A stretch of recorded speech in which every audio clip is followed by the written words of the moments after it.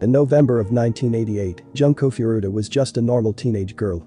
She was pretty, bright, and got good grades in her classes at Yashio Minami High School in Masato, Japan. Despite her good girl reputation, unlike her classmates, she didn't drink, smoke, or use drugs. She was quite popular at school and seemingly had a bright future ahead of her. Then, she met Hiroshi Miyano. Miyano was well known as the school bully, often seen bragging about his connections to Yakuza, a powerful Japanese organized crime syndicate. According to their classmates, Miyano had developed somewhat of a crush on Furuta and was enraged when she turned him down. After all, no one had ever dared to reject him, especially after he told them of his Yakuza friends.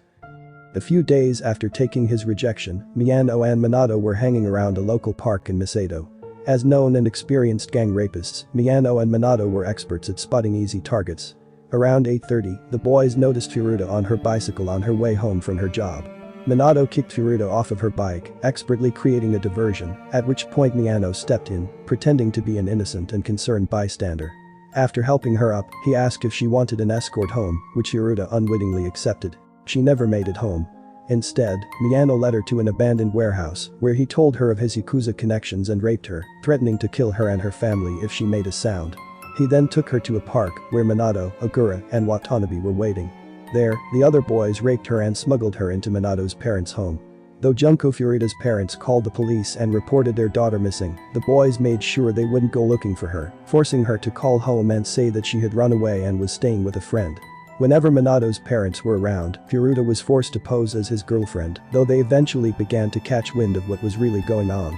Unfortunately, the threat of the Yakuza was enough to keep them quiet, and for 44 days Minato's parents lived in alarming ignorance of the horrors that were happening in their own home. Over the course of those 44 days, Junko Furuta was raped over 400 times by Miyano and his friends, as well as other boys they knew, whom they invited over and encouraged to hurt her. They would insert iron bars, scissors, skewers, fireworks, and even a lit light bulb into her vagina and anus, destroying her internal anatomy, which left her unable to defecate or urinate properly. When they weren't raping her, the boys forced her to do terrible things, like eat live cockroaches, masturbate in front of them, and drink her own urine. Her body, still very much alive, was hung from the ceiling and beaten with golf clubs, bamboo sticks, and iron rods.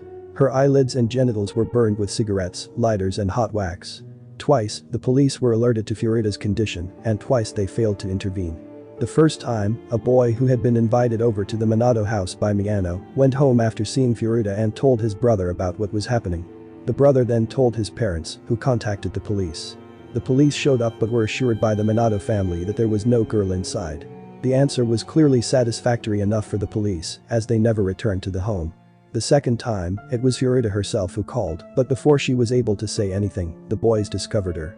When the police called back, Miyano assured them it had been a mistake. As punishment for calling the police, the boys doused Furuta's legs in lighter fluid and set her on fire. On January 4, 1989, Furuta died. The boys had reportedly become enraged when she beat them at a game of mahjong and tortured her to the point of death. Scared of being charged with murder, the boys dumped Junko Furuta's body in a 55-gallon drum, filling it with concrete, before dropping it on a cement truck. 2 weeks later, the police arrested Miyano and Agura on a separate gang rape charge. During Miyano's interrogation, the police mentioned an open murder investigation. Believing that it was the murder of Furuta and that Agura must have confessed, Miyano told the police where they could find Furuta's body.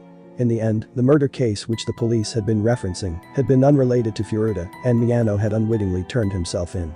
Within days, all 4 boys were in custody. Despite their unspeakable torture of Junko Furuta, the boys received shockingly light sentences. Hiroshi Miyano was sentenced to 20 years, Shinji Minato was sentenced to 5 to 9 years, Joe Agura served 8 years, and Yasushi Watanabe served 5 to 7 years. Though they were juveniles at the time was attributed as the cause of their sentences, it is widely believed that the Yakuza had something to do with it. Had the case been heard elsewhere or had the boys been just 1 or 2 years older, they would have been dealt capital punishments.